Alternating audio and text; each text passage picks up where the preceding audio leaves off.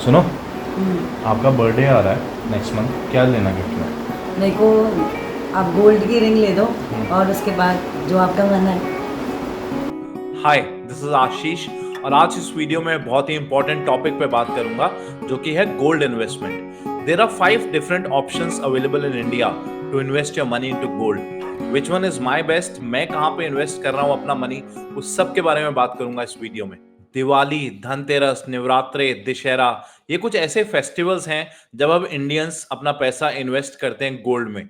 और अब काफी लोग ऐसे भी इंटरेस्टेड हो गए हैं जो अपना पैसा गोल्ड में इन्वेस्ट करने के लिए इंटरेस्टेड हैं, so that they can get some kind of a good returns. So इस वीडियो में मैं आपको बताऊंगा कि ऐसे कौन सा ऑप्शन अवेलेबल है जिसमें आपको पैसा इन्वेस्ट करना चाहिए, जहां पे आपको अच्छा रिटर्न्स मिलेगा गोल्ड में। India is the second biggest gold consumer after China. क्या आपको ये बात पता है? सबसे सस्ता गोल्ड वर्ल्ड में कहां पर अवेलेबल है? हांगकांग में। क्या आपको लगता है इंडिया सबसे ज्यादा गोल्ड कंज्यूम करता है? तो आप गलत हैं। The biggest buyer of gold is Russia.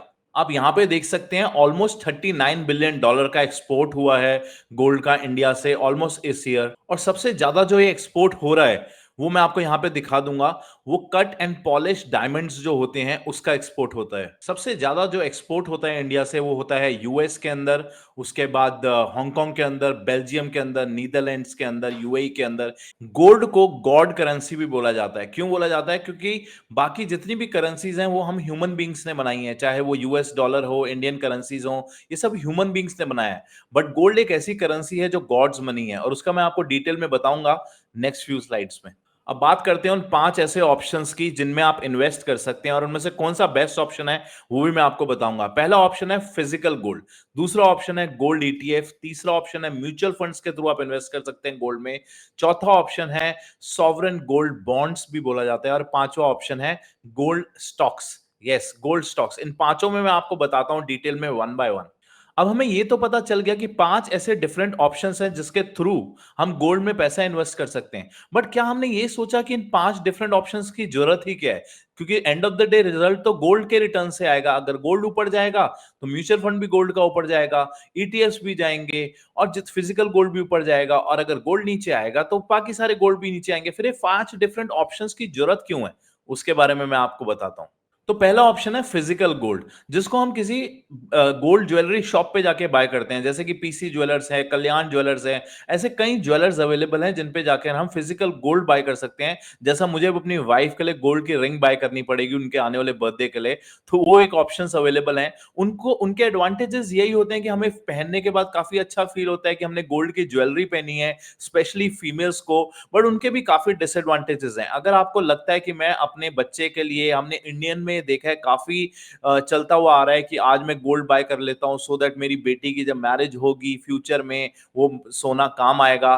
But I am sorry to say, please अगर आप उस पॉइंट ऑफ व्यू से फिजिकल करेंसी गोल्ड बाय कर रहे हैं तो प्लीज मत बाय करिए। क्यों मत बाय करिए उसका मैं आपको रीजन बताता हूं, पूरा क्लियर डिटेल में दिखाऊंगा आपको। दूसरा ऑप्शन होता है गोल्ड ईटीएफ। गोल्ड ईटीएफ मतलब एक्सचेंज ट्रेडेड फंड। इन फंड्स को आप अपने डीमेट अकाउंट, जहां से आप स्टॉक्स बाय करते हैं, आपका एक डीमेट अकाउंट होता है जहां से आप कोई भी कंपनी का स्टॉक्स खरीदते हैं, वहीं से आप गोल्ड ईटीएफ खरीद सकते हैं। Gold ETF is like a bunch of stocks. ETF हम बोलते हैं किसी 10 स्टॉक्स को मिला के हमने उनकी एक बास्केट बना दी, उसको हम एक ईटीएफ बोलते हैं। ऐसे ही गोल्ड के ईटीएफ अवेलेबल होते हैं।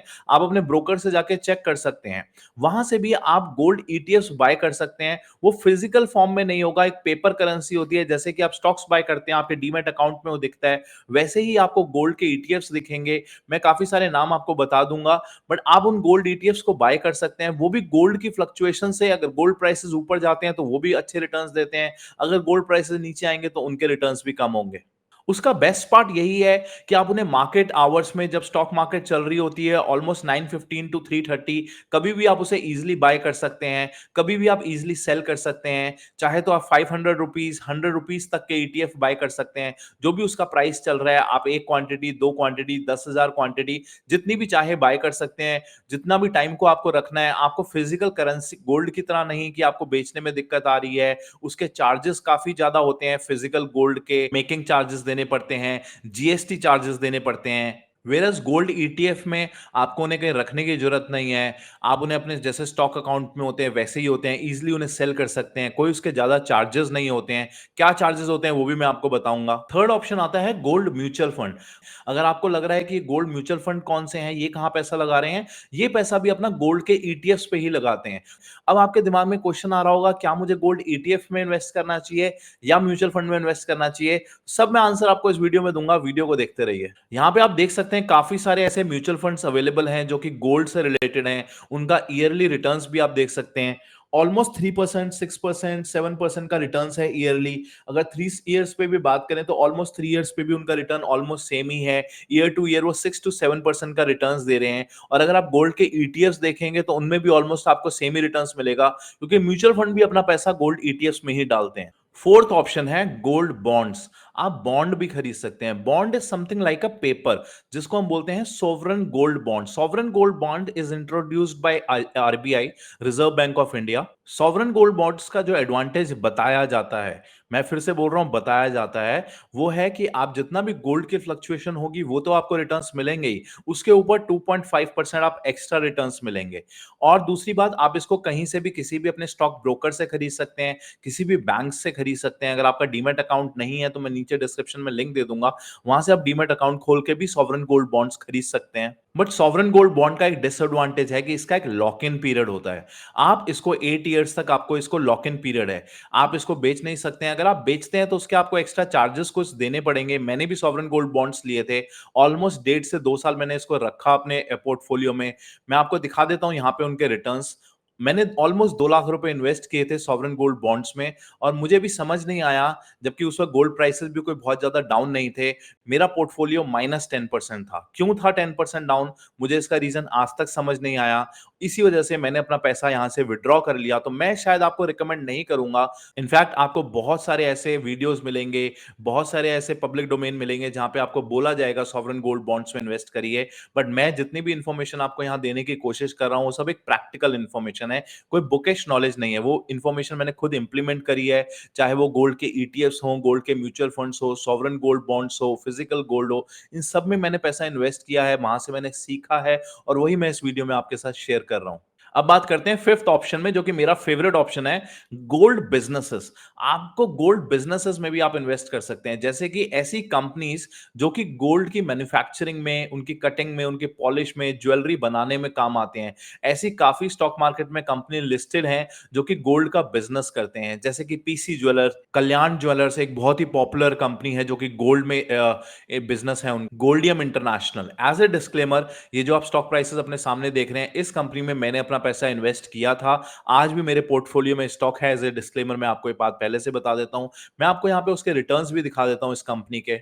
इस कंपनी में मैंने ऑलमोस्ट 1 से 1.5 साल पहले इन्वेस्ट किया था। ये कंपनी बहुत ही अच्छी मुझे लगी थी। अगर आप इसके यहाँ पे पूरी बैलेंस शीट देखिए, कंपनी की सेल्स देखिए पिछले 3 साल की, कंपनी का नेट प्रॉफिट देखिए पिछले 3 साल का, और भी कई ऐसे फाइनेंशियल चीजें हैं जो मैंने इस कंपनी की रिसर्च करी थी और मुझे कंपनी काफी अच्छी लगी थी। उसी रीजन से मैंने अपने यहाँ पैसे इन्वेस्ट किए, जो कि आज ऑलमोस्ट मुझे 68 to 69% रिटर्न दे रही है पिछले 1 से 1.5 साल के अंदर। तो ये एक फिफ्थ ऐसा ऑप्शन है जिसमें आप इन्वेस्ट कर सकते हैं। आप डायरेक्टली गोल्ड में इन्वेस्ट नहीं कर रहे, गोल्ड की फ्लक्चुएशंस नहीं ले रहे, बट हाँ आप ऐसी कंपनीज में इन्वेस्ट कर रहे हैं जो गोल्ड के बिजनेस करती है। यहाँ पे आप डिविडेंड से भी पैसा कमाते हैं, जो कि ईटीएफ्स में, म्यूचुअल फंड्स में या फिजिकल गोल्ड्स में पॉसिबल नहीं है। कंपनी अगर अच्छा ग्रो करेगी वो आपको डिविडेंड्स भी देती है।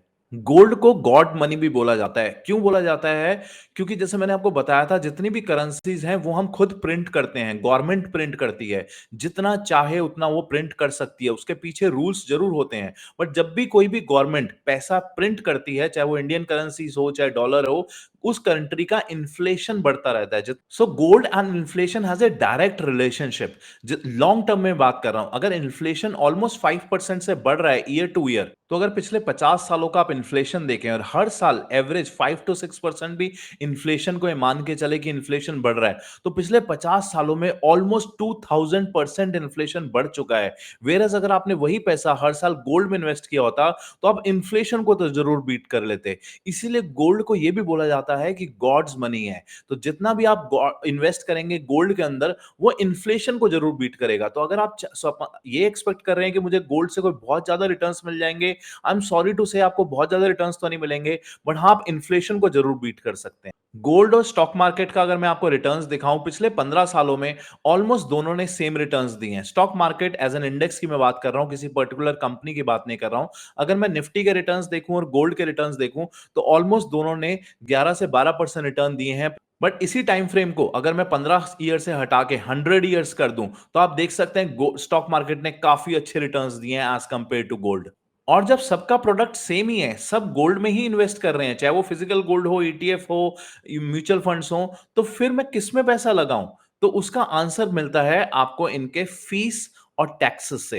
The only difference between all these 4 और 5 प्रोडक्ट्स इज देयर फीसेस। अगर आप कोई फिजिकल गोल्ड में पैसा इन्वेस्ट करते हैं और ये समझते हैं कि उस पैसे को मैं आज इन्वेस्ट कर रहा हूं और जब मेरे बच्चे की मैरिज होगी तब मैं उस गोल्ड को कुछ रीसेल करके या उससे मैं दूसरा कोई गोल्ड का इंस्ट्रूमेंट बनवा लूंगा, तो आप शायद गलत फील कर रहे हैं, क्योंकि फिजिकल गोल्ड में काफी हाई चार्जेस होते हैं। उसके डिजाइनिंग मेकिंग चार्जेस ऑलमोस्ट 10% होते हैं। वो एक डिसएडवांटेज है। सेकंड डिसएडवांटेज है उसका, उसकी प्योरिटी आप कभी पता नहीं कर सकते कितना प्योर है वो। That is the second disadvantage. Third disadvantage is आपको शायद बैंक में एक लॉकर लेना पड़ेगा उस गोल्ड को रखने के लिए, या फिर आपको एक उसका इंश्योरेंस लेना पड़ेगा जो कि 3 to 4% आपका जाएगा उसकी वैल्यू का। और फिफ्थ इज उसके ऊपर भी आपको जीएसटी पे करना पड़ेगा। ये हो गया फिजिकल गोल्ड के डिसएडवांटेजेस। सेकंड जो मैं आपको बता रहा हूं, गोल्ड ईटीएफ्स। गोल्ड ईटीएफ्स के जो चार्जेस होते हैं वो होती है आपकी ब्रोकरेज, जो आप ब्रोकरेज देते हैं। और आज की डेट में most of the demat accounts जहां पे भी आप डीमैट खोलते हैं, उनकी ब्रोकरेजेस ऑलमोस्ट जीरो हो चुकी हैं अगर आप डिलीवरी में ले रहे हैं, तो ब्रोकरेजेस वहां पे आपकी ऑलमोस्ट निल हो जाती है। सेकंड, आपका जो वहां पे आपको टैक्सेस या फीस पे करनी पड़ती है, वो होता है एक्सपेंस रेशो, जो कि हर ईयर आपका जाता है ऑलमोस्ट। और वो एक्सपेंस रेशो वेरी करता है 0.5 से ऑलमोस्ट 1%, जब भी आप किसी म्यूचुअल फंड में इन्वेस्ट कर रहे हैं या फिर आपको किसी ईटीएफ में भी इन्वेस्ट कर रहे हैं। अब यहां पे ईटीएफ और म्यूचुअल फंड का एक ही डिफरेंस है, क्योंकि दोनों ईटीएफ्स में ही इन्वेस्ट करते हैं। गोल्ड के ईटीएफ्स में आपको सिर्फ ये देखना है कि कौन सा ऐसा म्यूचुअल फंड है जहां पे एंट्री फीस तो नहीं है, एग्जिट फीस तो नहीं है। क्योंकि अगर आप ईटीएफ्स में इंस्टॉल कर रहे हैं, डायरेक्टली ईटीएफ में पैसा इन्वेस्ट कर रहे हैं, वहां पे कोई एंट्री फीस नहीं होती, कोई एग्जिट फीस नहीं होती। सिर्फ एक आपको वहां पे एक्सपेंस रेशो पे करना पड़ता है। तो जिसका एक्सपेंस रेशो कम होता है, आई थिंक उसमें आपको इन्वेस्ट करना चाहिए। बट यहां पे भी एक कैच है। वो कैच ये है कि म्यूचुअल फंड्स और जो ईटीएफ्स हैं, ये अपने expense ratio time to time change भी करते रहते हैं, तो उस पर आपको ध्यान देना बहुत इंपॉर्टेंट है। So the bottom line is how to find which is the best option. If you looking for a feel good factor आना चाहिए मेरे को, मैं पहन के गोल्ड की ज्वेलरी अपने फ्रेंड सर्कल में या अपने रिलेटिव्स को दिखा सकता हूं, then go for a physical gold. But don't expect good returns from the physical gold, because वहां पे मेकिंग चार्जेस, बहुत सारे ऐसे चार्जेस होते हैं, जीएसटी पे करना पड़ता है आपको। सो आई एम सॉरी टू से, शायद एक गर्ल्स को अच्छी नहीं लगेगी बात, बट अगर आप देख रहे हैं इस वीडियो को, बट आप उन फीमेल से, मदर से, सिस्टर से, अपनी वाइफ से वीडियो जरूर शेयर करेगा, सो दैट उनकी नॉलेज इंक्रीज हो सके। आज हो सकता है वो फिजिकल गोल्ड में इन्वेस्ट कर रहे हैं, बट जिस दिन उनको ये बात समझ में आ गई कि हम फिजिकल गोल्ड में लॉन्ग टर्म रिटर्न्स नहीं एक्सपेक्ट कर सकते, तो शायद वो भी धीरे धीरे ईटीएफ्स या म्यूचुअल फंड के पास आना स्टार्ट कर दें। अब ईटीएफ और म्यूचुअल फंड में आप इन्वेस्ट कर सकते हैं अगर आप ज्यादा रिस्क नहीं लेना चाहते। अगर आप चाहते हैं कि मैं ज्यादा रिस्क नहीं चाहता, मुझे सिर्फ इन्फ्लेशन को बीट करना है, तो आप 5 to 6% रिटर्न्स ईटीएफ में और म्यूचुअल फंड में एक्सपेक्ट कर सकते हैं। वहां पे रिस्क भी कम होता है। और गोल्ड स्टॉक्स में, कंपनीज में, बिजनेसेस में उन्हीं को इन्वेस्ट करना चाहिए जिनको एक स्टॉक मार्केट की अच्छी नॉलेज है। अगर आप सीखना चाहते हैं तो मेरा डिस्क्रिप्शन में आपको डिटेल्स मिल जाएंगी जिन स्टॉक्स में मैं पैसा इन्वेस्ट करता हूं। अगर आप चाहते हैं मैं ऐसे ही लर्निंग वीडियोस लेकर आता रहूं आपके सामने, तो अगर अभी तक आपने सब्सक्राइब नहीं करा चैनल को, तो सब्सक्राइब जरूर कर लीजिएगा, शेयर जरूर करिएगा अपनी वाइफ से, मदर से, सिस्टर से, या अपने फ्रेंड सर्कल में इस वीडियो को जरूर शेयर करिएगा। और मिलते हैं अगले एक अच्छे वीडियो में। चैनल के सपोर्ट के लिए और मेरे से जुड़े रहने के लिए सब्सक्राइब जरूर करिएगा चैनल का। Thank you so much.